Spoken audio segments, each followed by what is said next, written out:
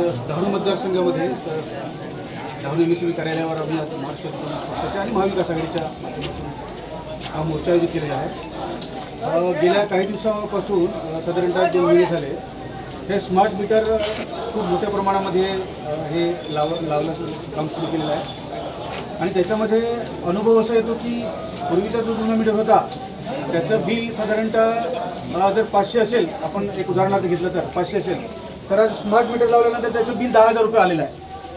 आणि ही गोष्ट काही एकाकडे झालेली नाही आहे, म्हणजे साधारणतः आज हा जो मोर्चा आलेला आहे ह्या मोर्चामध्ये अनेक लोकांकडे ही अशी बिल आणलेली आहे आणि सर्व जनता ही जे त्रस्त झालेली आहे। आणि म्हणून या ठिकाणी आज आम्ही अशी मागणी घेऊन आलेलो आहोत की जुना मीटर होता तोच लावला पाहिजे, स्मार्ट मीटरची आम्ही इथे विरोध करतो। स्मार्ट मीटर कोणीही लावू नये अशा प्रकारची मागणी एक आहे। 2 दिवसापूर्वी MSEBचे अधिकारी आमच्या पक्षाच्या कार्यालयामध्ये आले होते आणि त्यांनी मला असं सांगितलं की साहेब, जो जुना मीटर आहे तो आणि स्मार्ट मीटर आहे ह्याच्यामध्ये बिलिंगमध्ये काही फरक येणार नाही, परंतु फरक आलेला आहे। मग आम्ही असं म्हणतोय, आमची मागणी आहे की जर जुना मीटर आणि स्मार्ट मीटरमध्ये बिलमध्ये जर फरक नसेल तर तुम्ही स्मार्ट मीटर लावूच नका ना, आमचा जुना मीटर तुम्ही आम्हाला लावून द्या। अशा प्रकारची मागणी आज या ठिकाणी आम्ही घेऊन आलेलो आहोत। सर्व मोठ्या संख्येने इथे नागरिक, शेतकरी, कामगार उपस्थित झालेले आहेत आणि आमचे हे आंदोलन ठिय्या आंदोलन आहे। जोपर्यंत डहाणू MSEBचे कार्यालय आम्हाला असं लेखी देत नाही की आम्ही जे स्मार्ट मीटर लावलेले आहेत ते स्मार्ट मीटर आम्ही काढून घेऊ आणि तुमचे जे जुने मीटर आहेत ते जुने मीटर आम्ही लावून देऊ, अशा प्रकारची मागणी आहे। आदिवासी उपाययोजनेतून मोठ्या प्रमाणात महावितरणाला निधी दिला जातो, मात्र पोल तेच, तारा त्याच आणि लाईटचा लपंडावा हा संपूर्ण पावसाळ्यात सुरू असतो। आमदार म्हणून काय सांगतील, यापुढची दिशा काय असेल? माझी दिशा आमदार म्हणून ही आहे की जो आदिवासी उपयोजनेतून जो पैसा येतो तो पैसासुद्धा ग्रामीण भागामध्ये तुम्ही यूज केला पाहिजे, वापरला पाहिजे।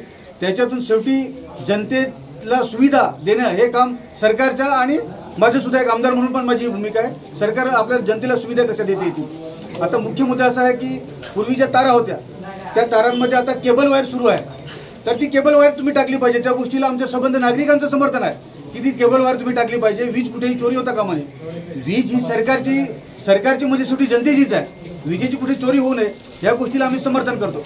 परंतु MSEBचे जे कर्मचारी आहेत ह्यांचे जे गलथान कारभार आहे की ते वेळेवर आले पाहिजेत, वेळेवर त्यांनी रिडिंग घेतलं पाहिजे आणि वेळेवर रिडिंग घेऊन त्याचं बिल दिलं पाहिजे, तर सर्व नागरिक भरतील ना। परंतु हे MSEBचे अधिकारी हे कार्यालयामध्ये बसून त्या कस्टमरचं नाव आणि कस्टमरचा नंबर हा घेऊन कार्यालयातूनच हे बिल त्यांना पाठवतात आणि ते अंदाजे असतं आणि म्हणून ते 30-40 हजार 50,000 रुपये बिल येतं। आज सामान्य नागरिक, आजची वाढती महागाई, बेरोजगारी जर आपण पाहिलं तर एवढं मोठं बिल हे सामान्य नागरिक भरू शकत नाही।